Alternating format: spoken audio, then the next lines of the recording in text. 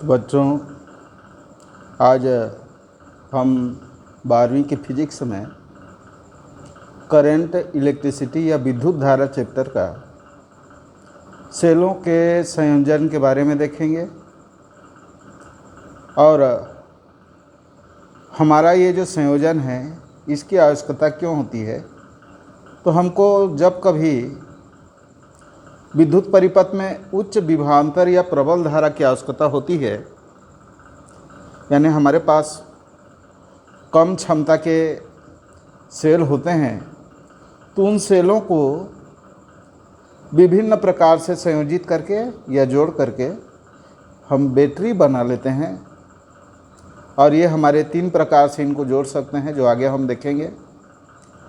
और अधिक धारा के लिए कौन सा संयोजन उपयुक्त होगा, इस बात का निर्भर हमारा बाहरी परिपथ का प्रतिरोध R और आंतरिक प्रतिरोध सेल का स्मॉल r, इन दोनों के मानों पर निर्भर करता है।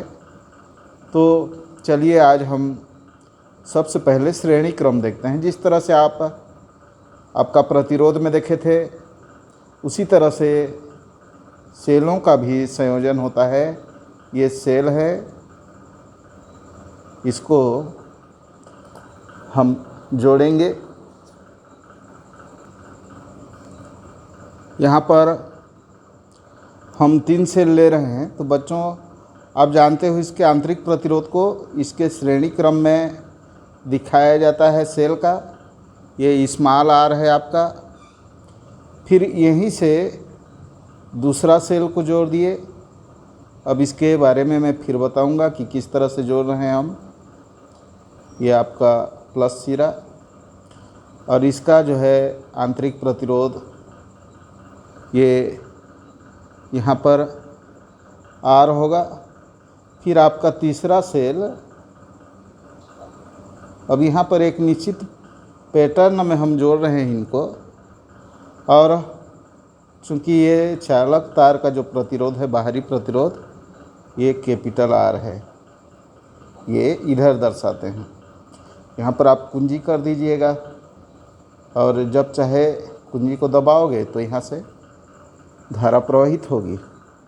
तो बच्चों, इसका जोड़ने का तरीका देखिए। पहला सेल है, पहला सेल के पहले सिरे से हम यहाँ पर परिपथ को जोड़े, और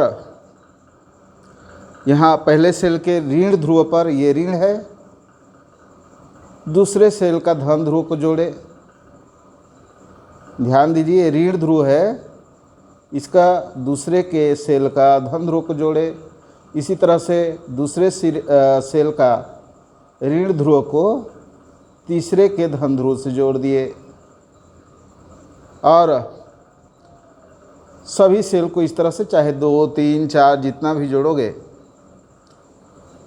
और उसके बाद हम यहाँ पर देखते हैं, लास्ट में हमने क्या किया। ये जो बाहरी प्रतिरोध है, तो ये पहले सेल के धन ध्रुव से और लास्ट सेल के ऋण ध्रुव के बीच में, इन दोनों के बीच में बाहरी प्रतिरोध को जोड़ दिए। तो वर्णन कैसे करोगे बच्चों? यानी पहले सेल के ऋण ध्रुव, ये पहला है, पहला सेल, ये दूसरा है सेल, ये तीसरा है सेल। ये जो प्रतिरोध है इनका, यहाँ पर इसका प्रतिरोध को छूट गया है। ये तीसरा प्रतिरोध का आंतरिक, तीसरा सेल का आंतरिक प्रतिरोध। तो यहाँ से हम देखते हैं कि आगे गणना हम किस तरह से करेंगे। यहाँ पर 1, 2, 3 दिखाया गया है। हम यहाँ पर मानते हैं कि इसमें n सेल हैं, माना परिपथ में, इस परिपथ में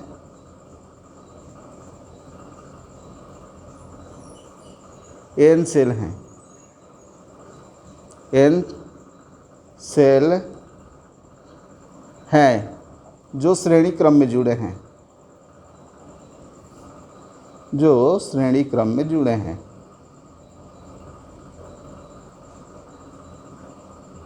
सीरीज में जुड़े हुए हैं।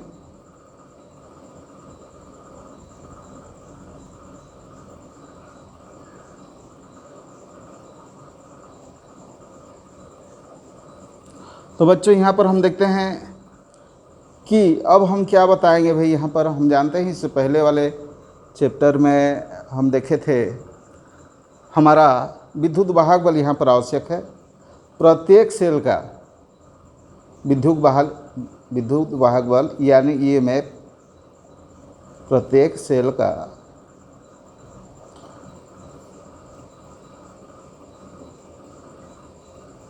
विद्युत वाहक बल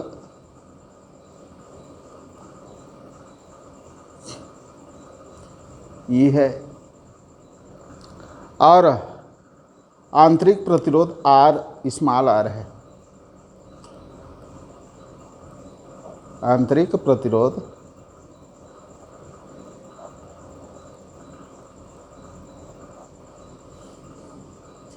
स्मॉल आर है और साथ में जुड़ा हुआ बाहरी प्रतिरोध तथा बाहरी प्रतिरोध यानी बाह्य प्रतिरोध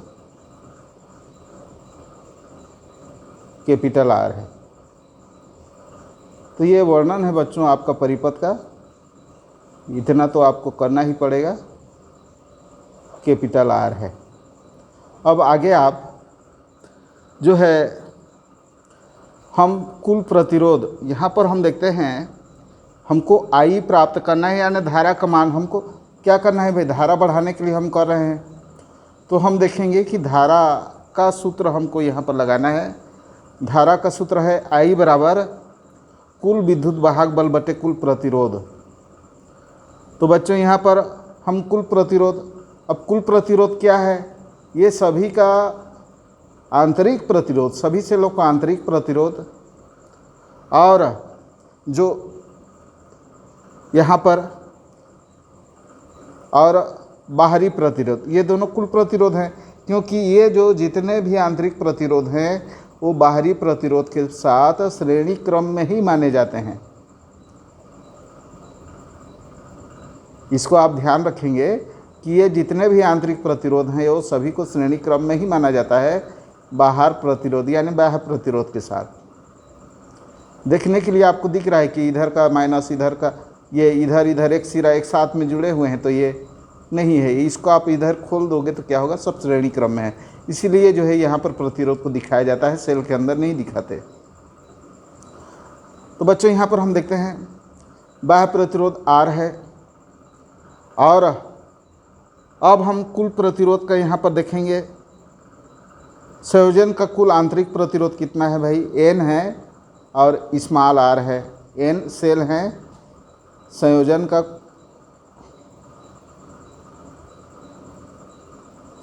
का कुल आंतरिक प्रतिरोध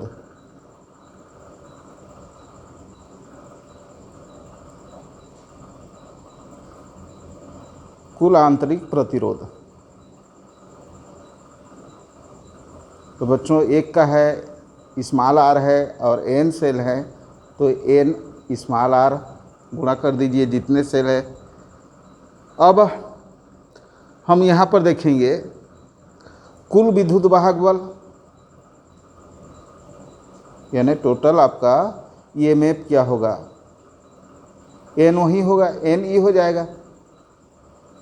कुल विद्युत वाहक बल बराबर एन, ये भी गुणा हो जाएगा कुल का।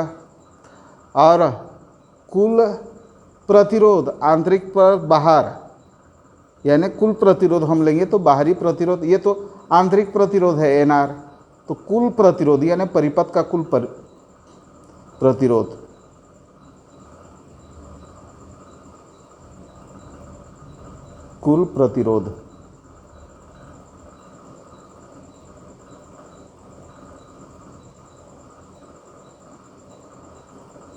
बच्चों तो ये होगा आर बाहर में है, एक यहाँ पर देखोगे आर है और इधर एन आर है। जितने ठो रखोगे, 3 लिए हैं तो 3 आर करोगे, तो ये एन आर हम यहाँ आर प्लस एन आर जुड़ेंगे भाई, श्रेणी क्रम में है, श्रेणी क्रम में माना जाता है बाहरी प्रतिरोध को, तो ये इसके साथ जुड़ेगा क्योंकि आर इक्वल टू होता है R1 plus R2 plus R3।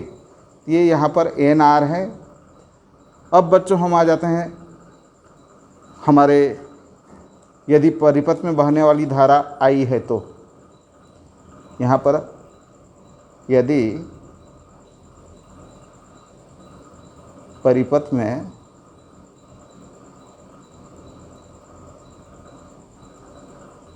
I धारा बह रही है तो I धारा बह रहा हो तो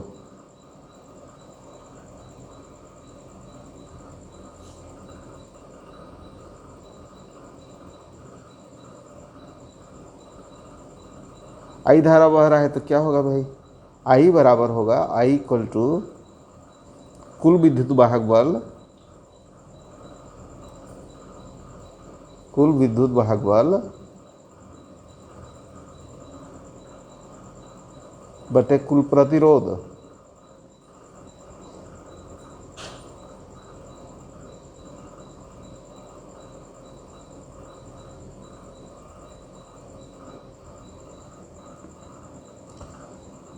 ये हो गया। अब यहाँ पर हम जानते हैं I बराबर V बटे R होता है। तो बच्चों ये जो है सेल की क्षमता को हम, अधिकतम विभवांतर को ही हम विद्युत वाहक बल कहते हैं। ध्यान देंगे, कोई कोई के दिमाग में चल रहा होगा कि तर्क I बराबर विद्युत वाहक बल बटे प्रतिरोध। तो ये खुला परिपथ में जब सेल होता है तो अधिकतम मान होता है वहाँ पर विभवांतर का, और उस स्थिति में अधिकतम विभवांतर को ही हम विद्युत वाहक बल कहते हैं। तो ये विभवांतर बटे यानी V बटे R हो गया। तो आगे हम देखते हैं हमारा सूत्र में कुल विद्युत वाहक बल। भाई देखिए कुल विद्युत वाहक बल क्या है, N इंटू E, और कुल प्रतिरोध यहाँ पर देखिए परिपथ का R प्लस एन आर। तो चलिए यहाँ पर मैं लिख देता हूँ, यानी I इक्वल टू कुल विद्युत वाहक बल NE। तो बच्चों ये है NE upon R plus N R, ये बाहरी प्रतिरोध प्लस N आंतरिक प्रतिरोध। अब बच्चों यहाँ पर हम देखते हैं विशेष स्थिति। हमारा विशेष स्थिति में ये आपका सूत्र है, ये मेन सूत्र है यहाँ पर। अब हम ये मानते हैं कि किस स्थिति में धारा का मान अधिकतम प्राप्त होगा। तो हम यहाँ पर देखेंगे कि यदि विशेष स्थिति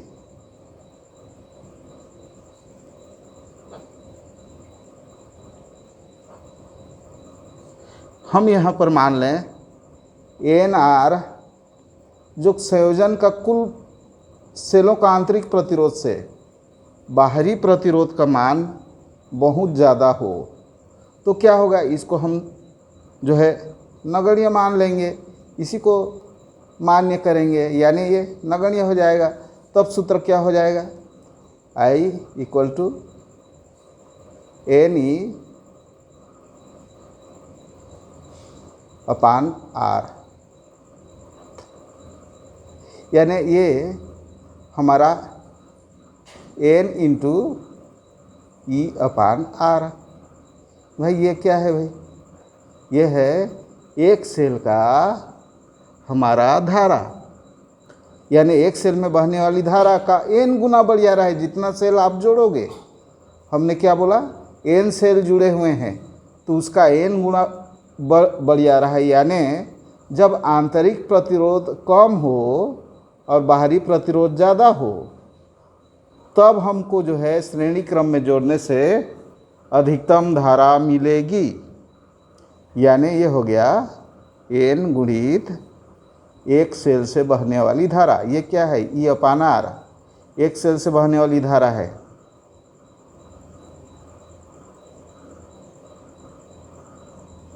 एक सेल से धारा है, तो ये n गुना, यानी आपका जितना सेल जोड़ोगे उतना ही आपको धारा लाभ होगा, यानी उतने ही ज़्यादा आपको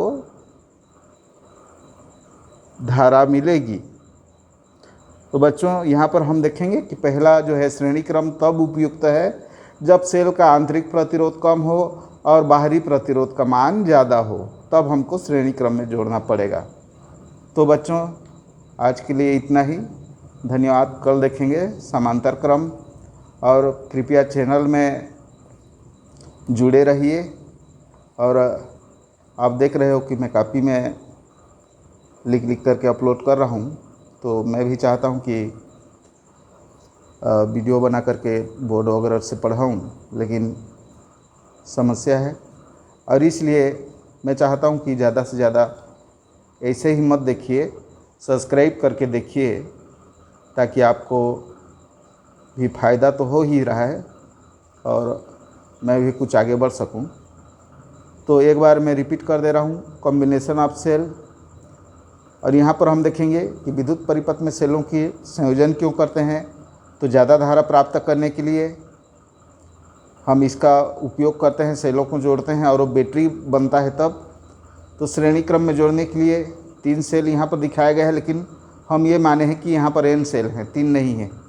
तो ये पहले का प्लस पर बाहरी प्रतिरोध का एक सिरा, उसके बाद माइनस से दूसरे सेल का प्लस को, और दूसरे सेल के माइनस से तीसरे सेल के प्लस को, और तीसरे सेल के माइनस से बाहरी प्रतिरोध के एक सिरे को। ये इस तरह से जुड़ा हुआ है, उसी का वर्णन है। तो संयोजन का कुल प्रतिरोध क्या होगा भाई, तो यहाँ पर हम देखते हैं n सेल हैं, तो आंतरिक प्रतिरोध हमारा n × R हो जाएगा, जुड़ जाएगा, गुणा हो जाएगा, जितने सेल रहेंगे उतना ही गुणा हो जाएगा। कुल विद्युत वाहक बल है EMF हमारा n, ये भी गुणा हो जाएगा। परिपथ का कुल प्रतिरोध होगा R + n × R, यानी बाहरी परिपथ का जो प्रतिरोध है, और ये n जो सेल के आंतरिक प्रतिरोध हैं, ये बाहरी प्रतिरोध, और ये n सेल के आंतरिक प्रतिरोध, ये श्रेणी क्रम में माने जाते हैं और ये जुड़ेंगे। अब धारा का सूत्र होता है I बराबर कुल विद्युत वाहक बल बटे कुल प्रतिरोध। तो कुल विद्युत वाहक बल हमारा NE है, कुल प्रतिरोध क्या है R + NR, यहाँ पर हम रख दिए I = NE/R + NR। अब बच्चों हम यहाँ पर एक स्थिति पर देखेंगे, सोचेंगे कि यदि आंतरिक प्रतिरोध के मान से बहुत ज़्यादा है बाहरी प्रतिरोध का मान, तब इसको हम नगण्य मानेंगे। उस स्थिति में हमारा ये भाग केवल बचेगा, यहाँ पर लिख दीजिए। तो ये क्या है, E/R होता है एक सेल का धारा, और उसमें n गुणा हो जा रहे हैं, जितने सेल जोड़े हैं हम, वो गुणा के रूप में प्राप्त हो रहा है, यानी एक सेल का n गुना, यानी जितना आप जोड़े हो उतने गुना वो बढ़ जाएगा धारा का मान। तो ये है श्रेणी क्रम का सूत्र। तो बच्चों धन्यवाद देखने के लिए।